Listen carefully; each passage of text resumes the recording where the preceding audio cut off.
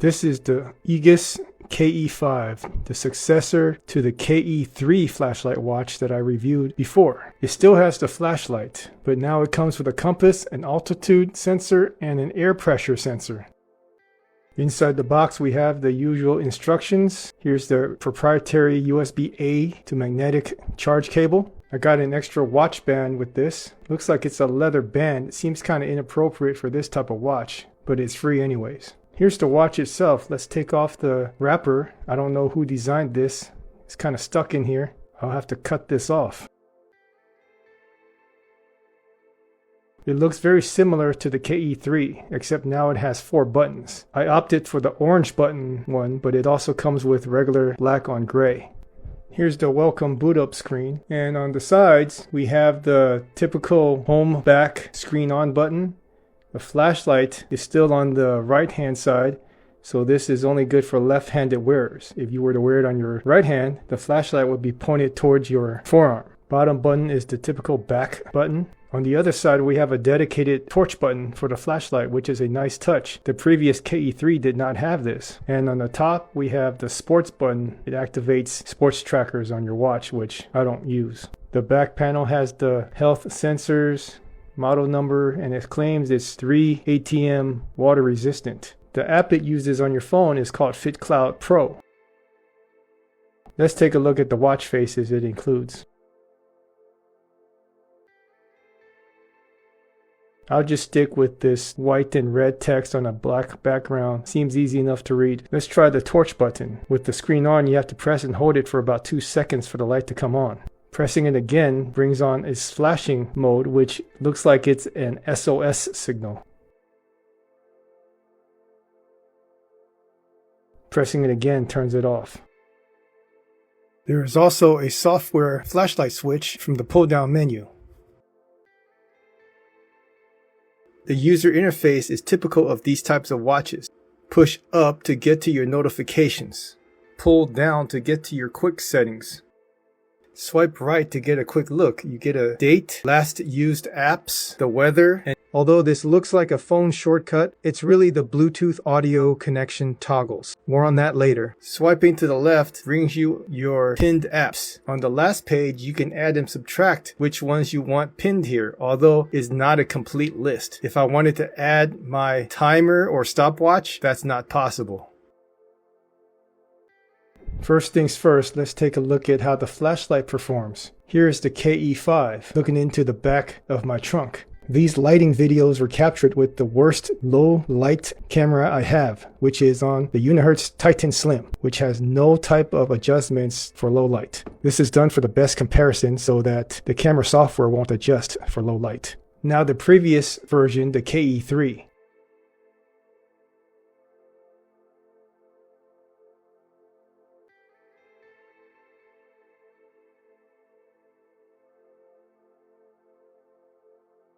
Here they are viewed at the same time. KE3 on the top and the newer KE5 on the bottom. The KE5 is noticeably brighter.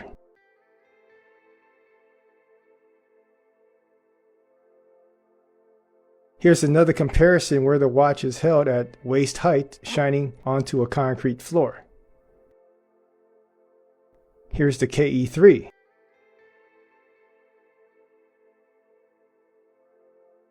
And here they are together. Again, the KE5 is noticeably brighter than the previous KE3. As for the barometer, I was a bit skeptical of this claim. I didn't have any special equipment to test this with scientifically, so I placed the watch inside a glass container and put a Ziploc bag over it. The reading under normal pressure was 1004 HPA. To decrease pressure, I used a straw and sucked out as much air as I could and holding as tight as I could so it would maintain somewhat of a vacuum in there. I tapped the screen to refresh the reading while holding vacuum, and the reading came down to 998 HPA. Now I released the vacuum, so the pressure should be back to normal as I started.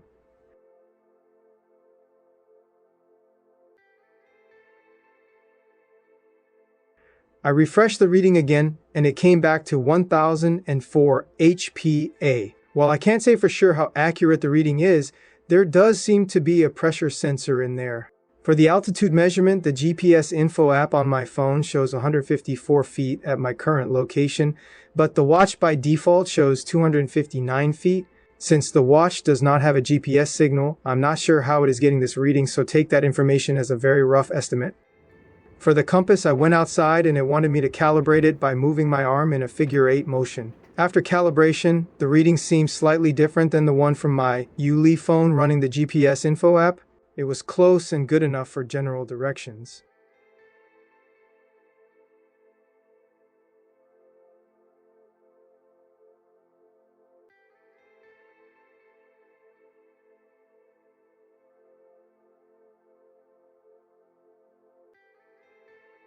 Okay, let's start by getting the app installed and the watch paired.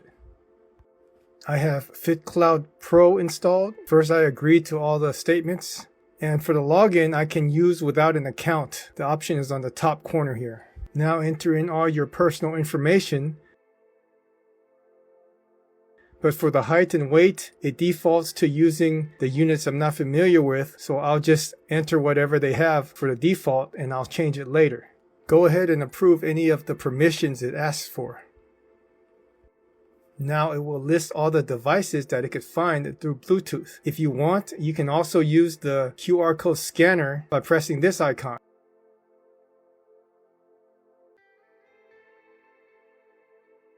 But since Bluetooth found it, I'll just pair it through the Bluetooth list. Approve the pairing on the watch side too. It gives a notification that it will automatically connect to Bluetooth as needed for phone calls. With the pairing now done, let's first go into the Me tab and change the units of measurement so that I can actually understand some of the settings. In the unit setting, I'm changing it to feet and miles, pounds for the weight, and Fahrenheit for the temperature. Now onto the settings. The only thing I want to change here is the permission for it to run permanently in the background without getting killed. On my Android 14 phone, the only shortcut I need here is the last one called Run in Background Permission. Click that one and make sure the app battery usage is under unrestricted.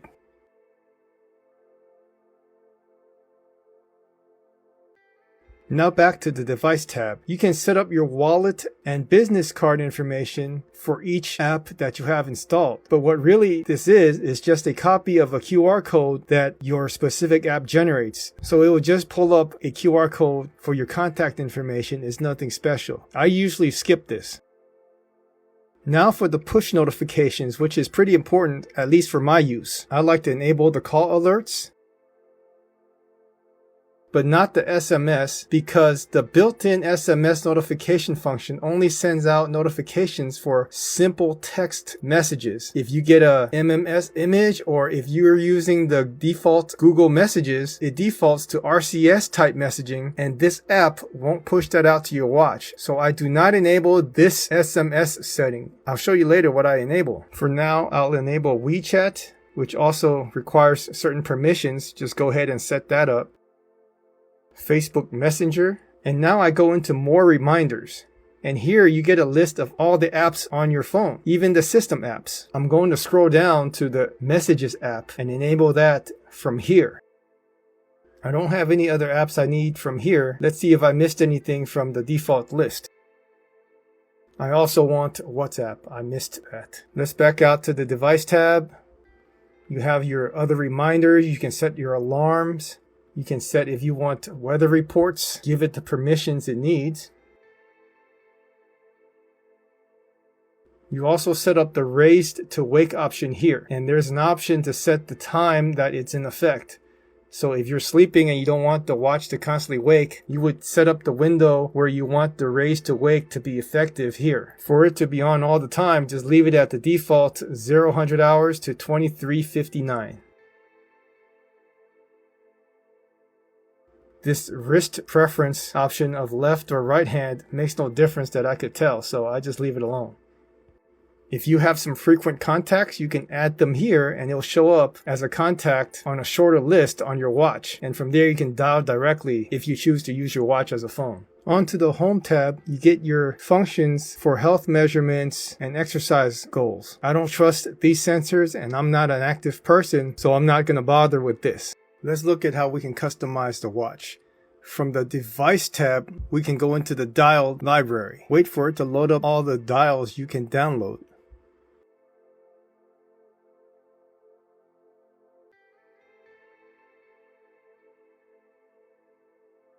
If you see something you like, you just click on it and ask it to push it to the watch. Or you can customize your own watch dial by clicking on the very first one. Here you can choose a photo on your phone.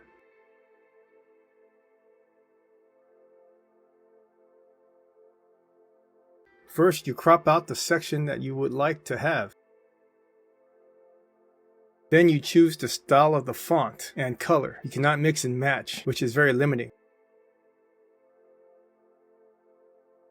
Then you can choose the position of the information, such as top or bottom or side.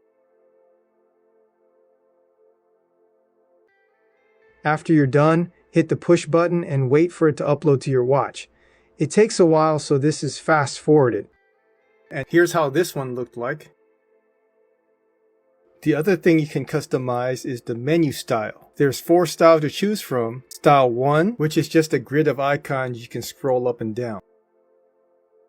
Style 2 is a vertically scrolling icon with text. It's very easy to read and understand. Style 3 is a horizontally scrolling arc. Style 4 is like a rotary dial. You rotate it and you select the item on the center. One last customization I like to do for this watch is the lower right button function from the settings menu. You can assign actions for a single click or a long hold. Here I set the single click to run the heart rate app. Then I set the long hold function to run the music app. Now to demonstrate, a single click runs the heart rate app. While it's running, note that not all features can be assigned to this button. Just like the pinned pages from swiping to the left on the home screen, certain features cannot be selected. The sensor comes back with 69 beats per minute for me. Now for the long hold assignment, it brings up the music controls in about 2 seconds. This is a useful feature, but it could be more if every function was available to the user. I would have liked to add the calculator or calendar, but I cannot. For notifications, the screen wakes on your watch, and you get a one-line notification of who sent you a message and the icon of the app notifying you. You can see the WeChat icon on the top. I counted 15 notifications total until it starts deleting the oldest one. When reading each notification, you must go into each and then back out to get to the next one. For the phone call notifications, let's first get back to this icon I mentioned earlier that brings up the Bluetooth audio connections. This first toggle is for the phone usage connection. The second toggle is to select if you want the watch to play back media audio through the watch and not the phone. Notice that you will no longer have a media playback connection if you toggle off the phone connection. However, you can have the phone call notification without media playback. When the audio is toggled on, you're able to answer or decline the phone call. But if you leave this off, you can only decline the phone call.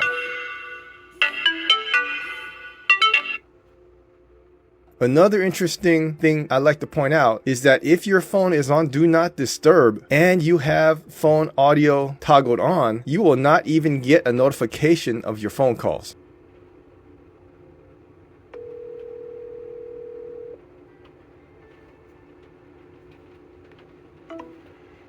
For me, I do not take phone calls through the watch, so I leave this off so I can just decline the phone call. At least I'll get a notification if I have my phone on Do Not Disturb.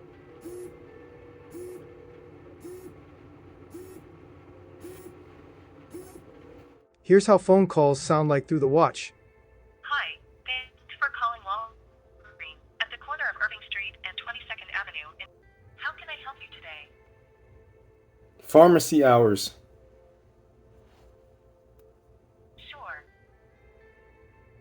The watch likes to turn off the screen while on a phone call, but the call was active. Now I'll leave myself a voicemail using the mic on the watch. I'm recording the message using the KE5 watch.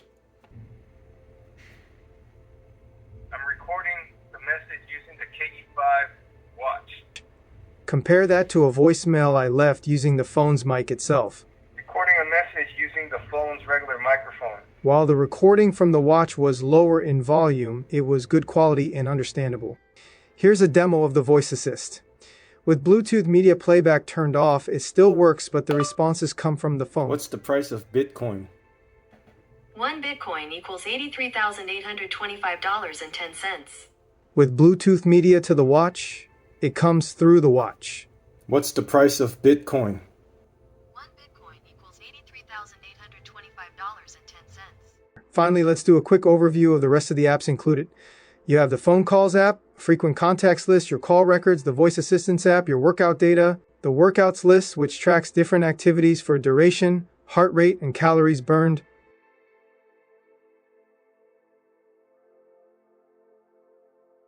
Your workout records, the heart rate tracker, a sleep tracker, a blood oxygen monitor, your messages or notifications list, the weather app, a female menstruation tracker app, music controls, a breathing timing app, the stopwatch app,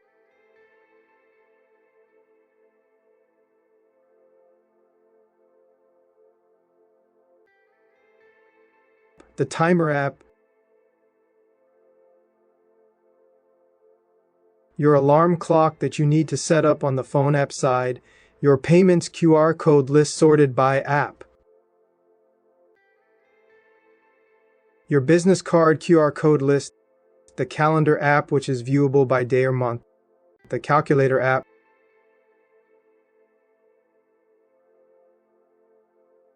the Find Phone feature,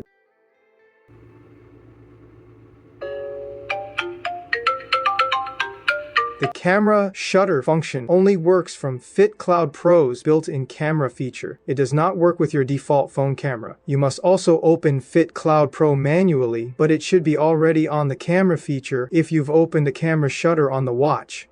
The SOS emergency signal activation, the compass, barometer, and lastly, the settings. After using this watch for a few weeks, I was able to get over a week of battery life from its 530 mAh battery. I like that this newer version has a brighter light and dedicated light button so that I could activate it easily when needed.